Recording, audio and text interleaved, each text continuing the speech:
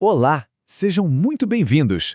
Hoje vamos mergulhar numa das leis mais fundamentais de todo o mundo da eletrônica, a Lei de Ohm. Parece complicado? Nada disso.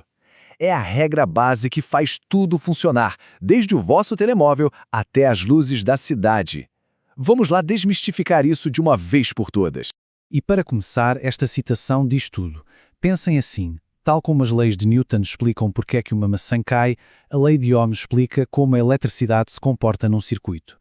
Não é só uma fórmula, é mesmo o princípio universal que todos os circuitos, sem exceção, têm de seguir.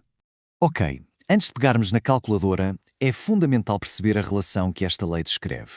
Pensem nisto como uma dança a três, onde cada um dos parceiros influencia os outros.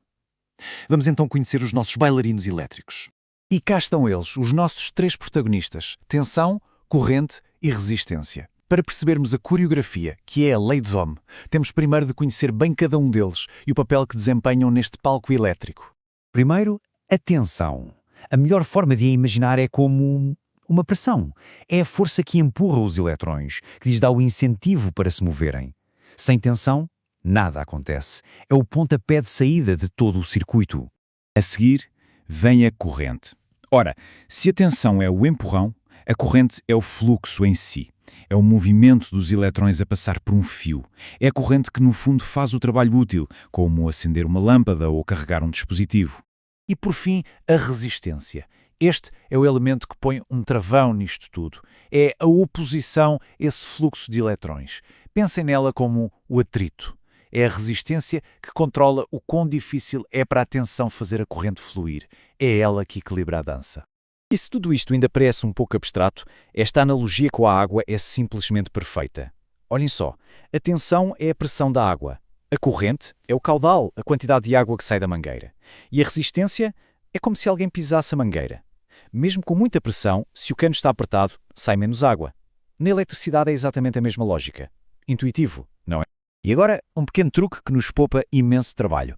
Este triângulo é uma ferramenta visual fantástica. Funciona assim. Tapem com o dedo aquilo que querem descobrir.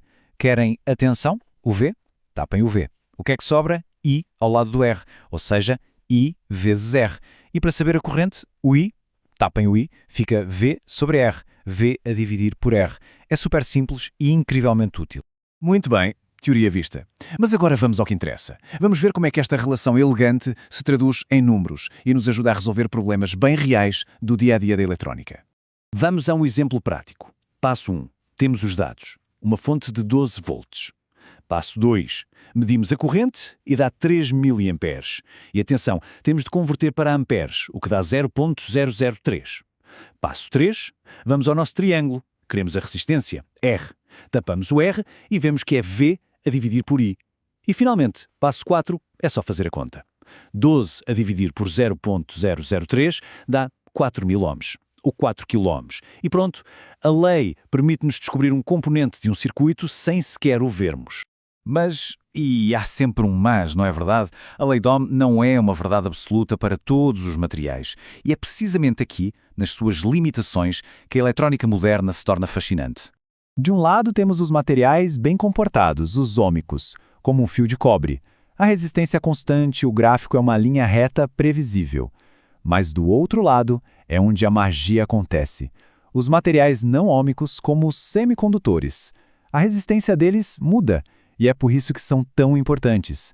Essa capacidade de variar a resistência permite-lhes funcionar como interruptores e amplificadores minúsculos, a base de todos os computadores e telemóveis. Certo, tudo isto é muito interessante, mas qual é o impacto disto na vida real, fora de um laboratório? Vamos agora pegar nestes conceitos e ligá-los a uma questão de segurança que afeta toda a gente, todos os dias. A pergunta é muito direta. Como é que esta lei, aparentemente tão simples, pode ter um impacto direto na segurança de uma casa?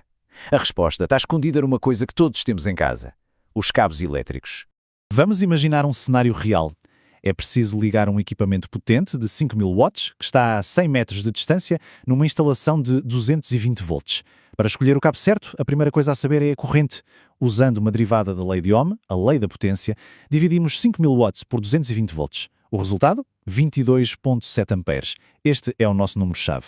E agora começa o problema. Se, para poupar dinheiro, escolhermos um cabo demasiado fino para aguentar estes 22,7 amperes, a sua própria resistência interna vai criar problemas. Ao longo de 100 metros, essa resistência vai comer uma parte da tensão.